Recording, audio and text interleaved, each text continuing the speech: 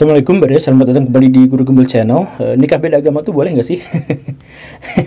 Pertanyaan ini sebenarnya adalah pertanyaan yang nampak seperti biasa-biasa aja, tapi ini sebenarnya adalah pertanyaan yang meresahkan, khususnya untuk orang-orang Islam. Dan jawabannya itu juga jawaban yang sebenarnya tidak terlalu gampang untuk bisa dijelaskan. Tapi mari kita urai permasalahannya sekenyot demi sekenyot. Kalau kita misalkan memulainya dari soal pemerintah, soal tata negara kita, dan hal-hal yang semacam itu, maka peraturan pernikahan di Indonesia itu sudah diatur, dan peraturan pemerintah itu adalah mengharamkan pernikahan beda agama. Ini ditentukan dalam Undang-Undang Pernikahan Nomor 1 tahun 1974. Cek lagi bisa saya salah. Dan ini juga dikuatkan oleh instruksi Presiden tahun 1991 yang menyatakan bahwa pernikahan beda agama itu sangat dilarang dan seterusnya dan seterusnya. Lah, muncul pertanyaan baru, kenapa juga pemerintah ikut campur urusan dapur orang lain? Kan masalah pribadi itu tidak boleh diikut campuri oleh masalah negara. Kalau misalkan menjadi seperti itu, namanya kita menjadi komunis atau otoriter atau yang semacam itu, bukan demokrasi. Nah, kenapa harus ikut campur? Ada dua jawaban. Yang pertama, bahwa pernikahan itu ada dalam ranah perdata di Indonesia, dan perdata di Indonesia itu terdiri atas nilai-nilai atau hukum-hukum adat dan hukum agama, kan kita mengetahui itu. Dan karena mayoritas penduduk di Indonesia itu adalah beragama Islam, maka hukum perdata, unsur-unsur penyusunnya kebanyakan itu berasal dari agama Islam, termasuk dalam hal ini itu adalah pernikahan. Pernikahan itu banyak yang harus disesuaikan dengan aturan-aturan agama dalam agama Islam. Begitu. Bahkan sah atau tidaknya sebuah pernikahan itu benar-benar dikaitkan dengan institusi agama. Jadi kalau dalam hal ini ada orang yang mengatakan bahwa Indonesia tidak menjalankan syariat Islam dan kita harus menjalankan syariat Islam dan begini dan begitu, dan Indonesia togut dan Indonesia apa yang semacam itu, ya, ini saya pikir sih orang-orang yang mengatakan seperti itu adalah orang-orang yang mainnya kurang jauh, begadangnya kurang lama, kentutnya kurang bau. Ya, karena pada kenyataannya kekuatan lobby-lobby politik orang-orang Islam sejak awal kemerdekaan itu sedemikian kuat sampai hukum perdata Indonesia itu sangat banyak, 80% itu memang berasal dari agama Islam. Begitu. Tetapi kita juga harus melihat kompensasi dari itu, karena Indonesia itu adalah negara demokratis dan tidak boleh ikut campur urusan rumah tangga orang lain yang semacam itu, maka kemudian Mahkamah Agung Indonesia tahun 1986 itu menyatakan bahwa pernikahan beda agama itu tetap ada dalam catatan sipil.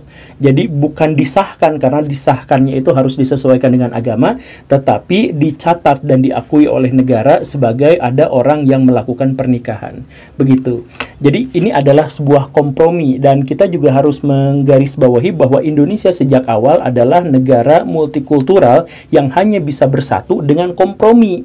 Jadi dari mulai asas Indonesia, falsafah Indonesia, sistem pemerintahan Indonesia, semuanya itu atas dasar kompromi. Bahkan Pancasila yang kita maksud itu juga adalah hasil dari kompromi dari berbagai elemen-elemen ideologi yang ada di awal kemerdekaan Indonesia.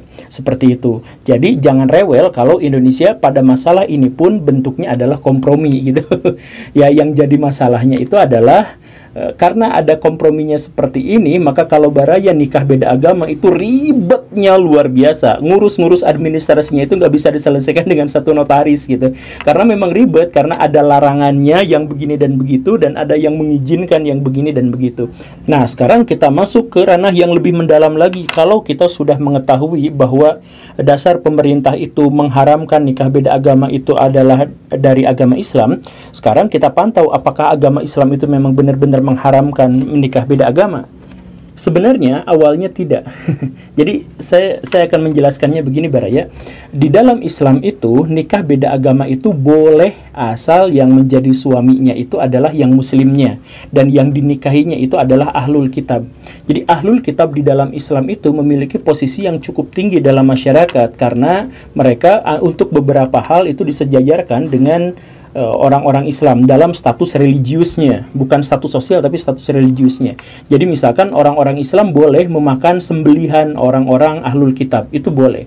Dalam banyak kasus orang-orang Islam boleh beribadah di tempat ibadahnya orang-orang ahlul kitab, itu juga boleh. Jadi statusnya memang cukup tinggi dalam Islam, dan karenanya maka menikah dengan ahlul kitab itu juga diperkenankan. Di mana dalilnya? Di surat Al-Maidah ayat 5.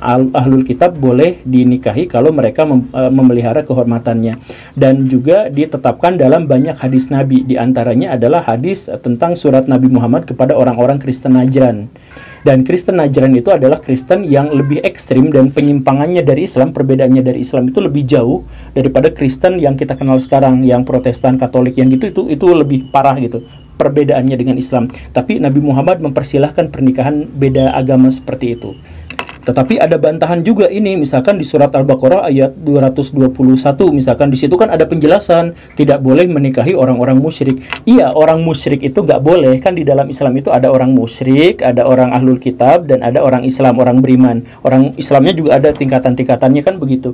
Nah, orang musyrik itu perlakuannya berbeda dengan orang ahlul kitab. Orang kita makan sembelihan orang-orang musyrik itu nggak boleh, sedangkan ahlul kitab itu boleh. Dan karena itu menikahi orang ahlul kitab itu boleh, sedangkan yang musyrik itu nggak boleh.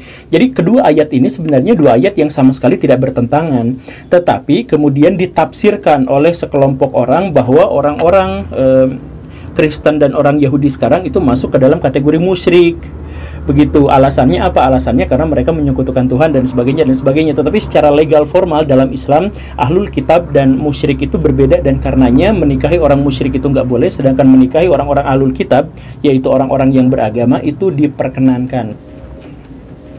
Nah, tetapi muncul juga ada keberatan-keberatan. Kan di dalam Islam itu ahlul kitab sudah tidak ada zaman sekarang. Di zaman Nabi masih ada, tetapi di zaman sekarang sudah tidak ada. Nah, ini adalah pendapat yang sebenarnya terlalu menyimpang menurut saya. Alasannya adalah karena Al-Quran itu berlaku untuk sepanjang zaman.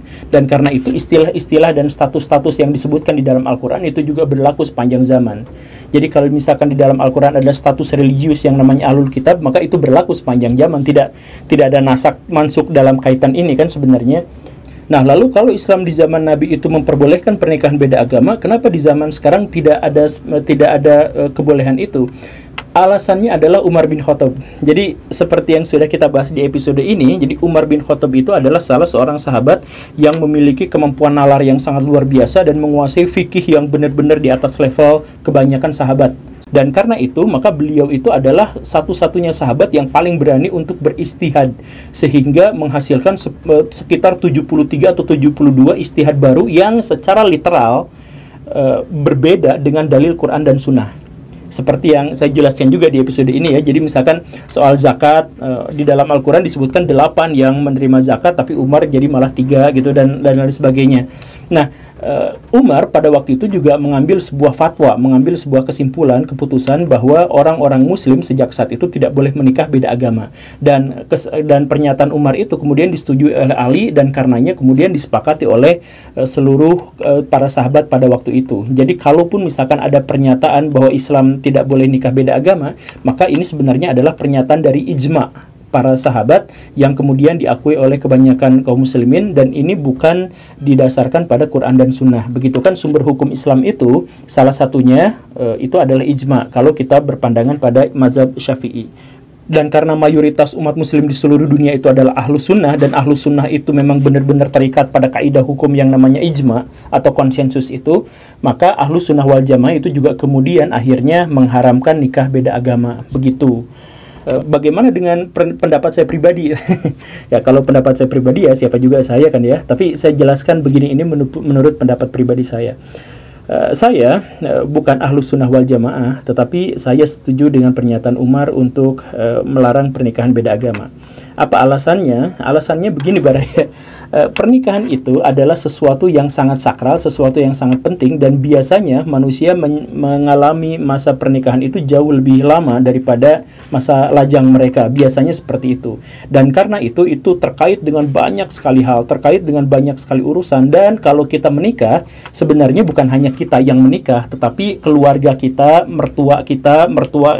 keluarga dari mertua kita, keluarga dari orang tua kita dan sebagainya, itu semuanya juga diikat dalam hubungan pernikahan itu. Dan hasilnya adalah kita biasanya akan punya anak, punya keturunan. Jadi kalau misalkan sejak awal ada pertentangan atau ada potensi-potensi menuju pertentangan, maka saya pikir itu seharusnya secara bijak harus dihindari. Bahkan seandainya tidak ada pertentangan terkait dengan agama pun, kan sebenarnya pernikahan itu rentan karena menyatukan dua orang dari latar belakang yang berbeda, pemikiran yang berbeda, jenis kelamin yang berbeda, dan hal-hal yang semacam itu. Dan karenanya ketika ditambahkan dengan satu resiko lagi, yaitu resiko perpecahan gara-gara perbedaan agama, saya pikir itu adalah pilihan yang kurang bijak. Dan ini pun sebenarnya menjadi masalah di seluruh dunia. Di India, masalah seperti ini muncul gara-gara perbedaan kasta. Di Amerika Serikat, masalah perbedaan agama nggak jadi masalah, tapi jangan perbedaan politik. Perbedaan politik di Amerika Serikat itu bisa memunculkan perceraian, dan itu dampaknya sangat luar biasa di Amerika Serikat. Nah, di Indonesia atau di negara-negara yang semacam Indonesia, saya pikir pernikahan beda agama itu sebaiknya dihindarkan karena masalah-masalah yang seperti itu. Ini sangat mengancam kebahagiaan baraya di masa depan, dan ini juga sangat mengancam kebahagiaan anak baraya di masa depan. Mereka akan menjadi lebih bingung, menjadi lebih galau, lebih ketakutan dan sebagainya karena terkait dengan identitas keberagamaan.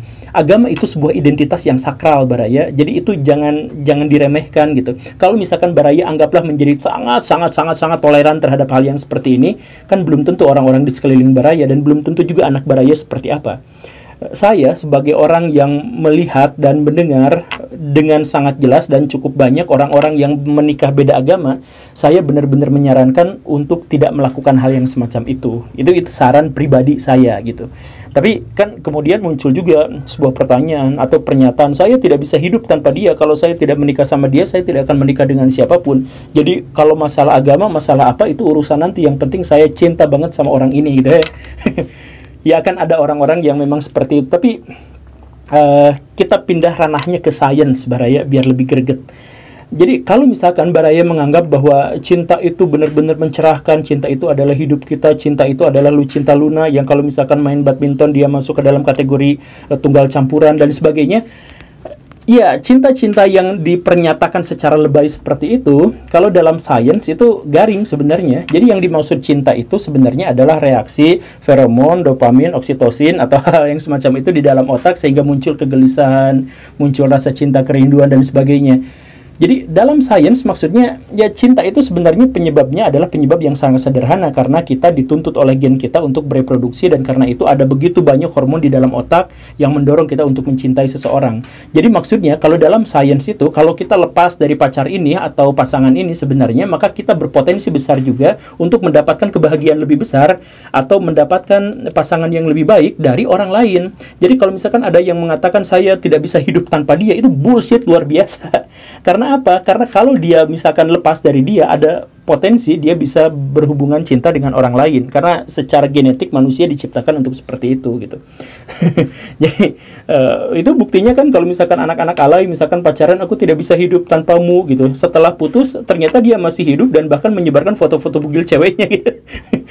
kan seperti itu, artinya dia masih hidup kan, orang bisa nyebarin aib, nyebarin apa. Nah berarti dalam hal itu maka sebenarnya orang yang terlalu banyak sama fantasi-fantasi fiksi gitu, Khalil Gibran yang semacam itu, saya mohon maaf ya, dalam sains itu sebenarnya terbantahkan. Saya adalah seorang pecinta sebenarnya dalam hal ini. Maksud saya mengalami momen-momen terbaik dalam hidup saya itu adalah ketika saya ada bersama dengan keluarga saya, dan saya sangat-sangat menghargai hubungan kekeluargaan saya sejauh yang saya alami sekarang. Tetapi walaupun seperti itu, saya tidak bisa mengingkari bahwa sebenarnya cinta itu secara biologis itu gak sangat-sangat istimewa.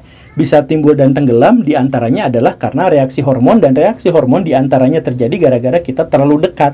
Kalau misalkan kita sejak awal tidak terlalu dekat, ya tidak memunculkan cinta. Jadi cinta itu muncul karena kita berkomunikasi dengan orang itu, kita menjalin hubungan dengan orang itu, dan sebagainya. Seperti itu. Jadi sekali lagi, jangan kita ambil resiko terkait dengan masa depan kita yang sangat-sangat panjang di masa depan, hanya gara-gara masalah-masalah hormonal yang sesaat gitu. Karena ini pertaruhannya terlalu besar, pertaruhannya untuk masa depan. Kalau saya diminta untuk memberikan penjelasan apakah boleh atau tidaknya, itu bukan hak saya untuk mengatakan itu. Atau kalaupun saya berhak mengatakan itu, hak baraya juga untuk menolaknya. Tetapi pertimbangkan masalah-masalah yang lebih esensial, yaitu terkait dengan kebahagiaan baraya selama ini. Kalau baraya sudah siap dengan segala konsekuensinya dan sudah memperhitungkan segala risikonya yang ada di depan, maka ya itu hak baraya untuk mengambil keputusan. Begitu. Oke, baraya itu saja ya. Terima kasih karena sudah menyimak. Saya Guru Gembul. Assalamualaikum warahmatullahi wabarakatuh.